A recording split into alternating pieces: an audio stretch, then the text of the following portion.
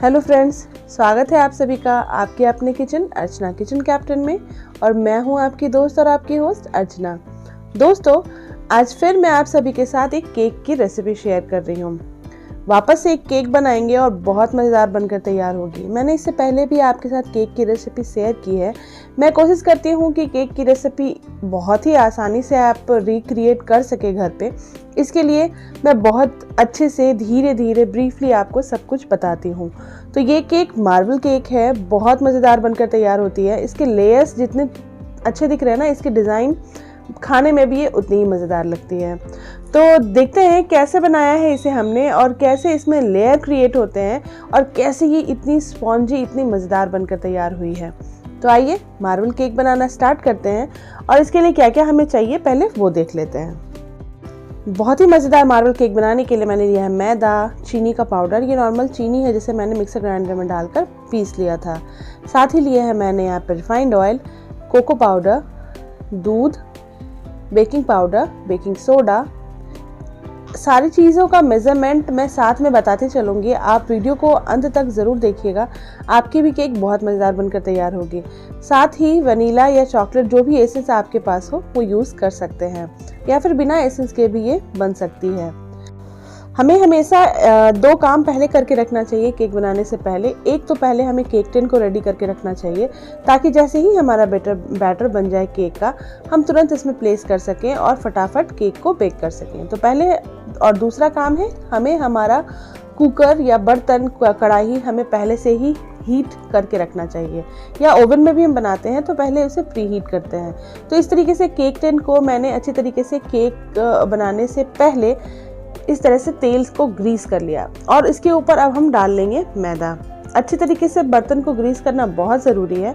और अगर आपके पास बटर पेपर हो तो आप यहाँ पे बटर पेपर का यूज़ कर सकते हैं, और नहीं अगर आपके पास बटर पेपर नहीं है तो आप इस तरीके से मैदे को डस्ट कर लेंगे और पूरे बर्तन में अच्छी तरीके से फैला देंगे।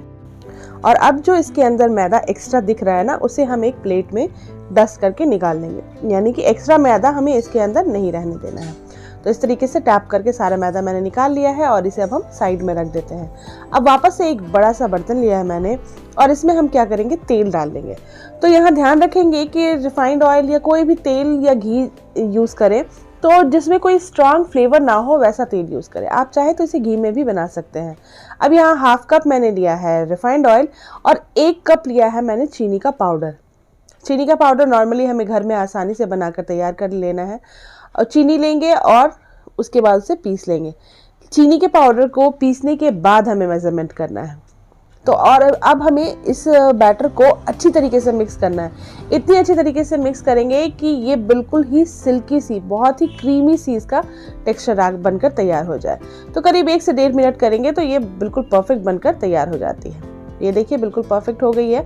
अब हम क्या करेंगे, इसके ऊपर एक स्लीव रख लेंगे और उसके बाद जितने भी हमारे सूखे इंग्रेडिएंट्स हैं उन सबको इसके ऊपर डालकर छान लेंगे।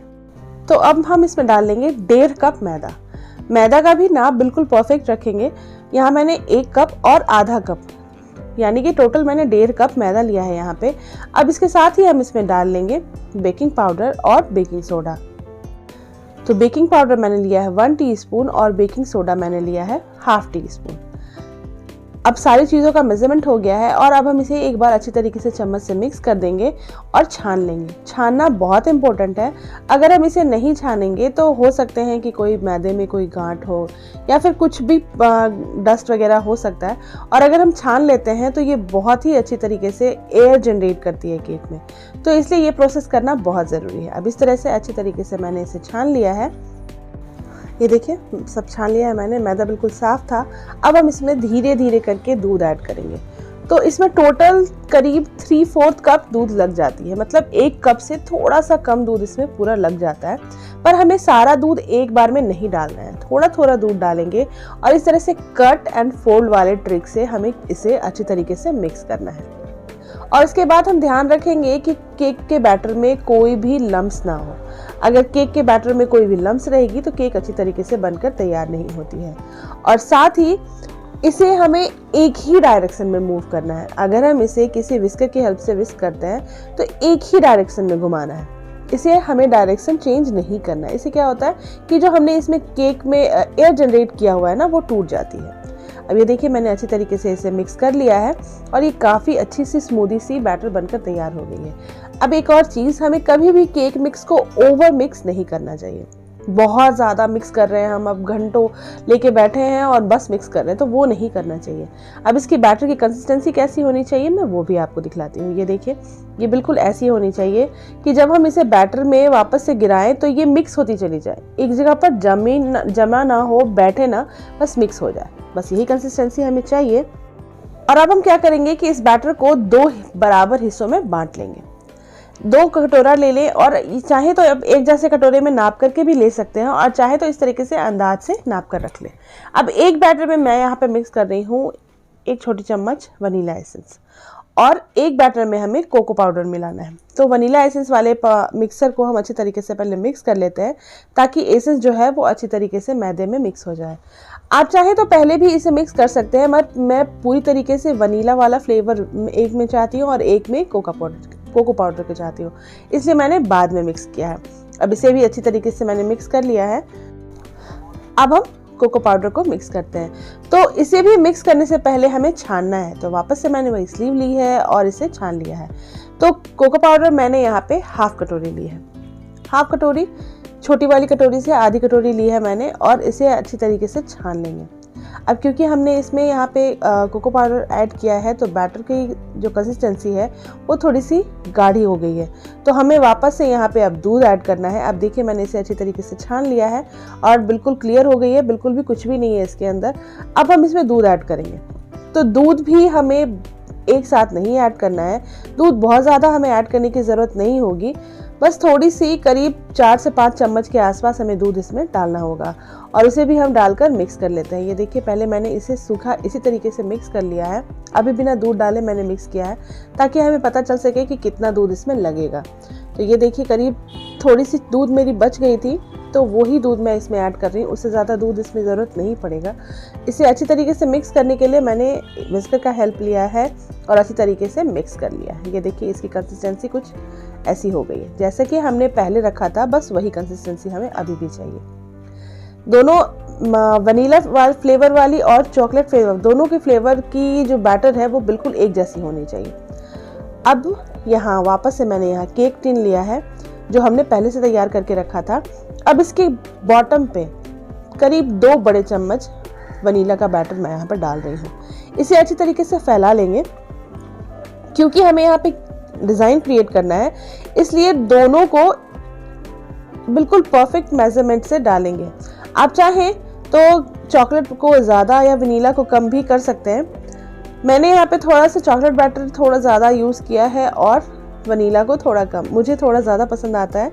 आप चाहें तो दोनों को बराबर मात्रा में रख सकते हैं और इस तरीके से एक के ऊपर एक डिज़ाइन बनाते हुए डाल लेंगे। देखिए मैं इस तरह से इसे फैला रही हूँ ताकि मैं इसके ऊपर वापस से दूसरा वनीला का लेयर डाल सकूं और बस यही करना है हमें तब तक जब तक कि बैटर ना ख़त्म हो जाए या फिर जब तक कि ऊपर डिज़ाइन बनाने के लिए कोई जगह ना बचे। बिल्कुल इस तरीके से हमें फैलाते जाना है। ये देखिए आप देख रहे हैं ना, ये खुद ब खुद अपना जगह बनाते जाती है और लेयर क्रिएट होता जाता है।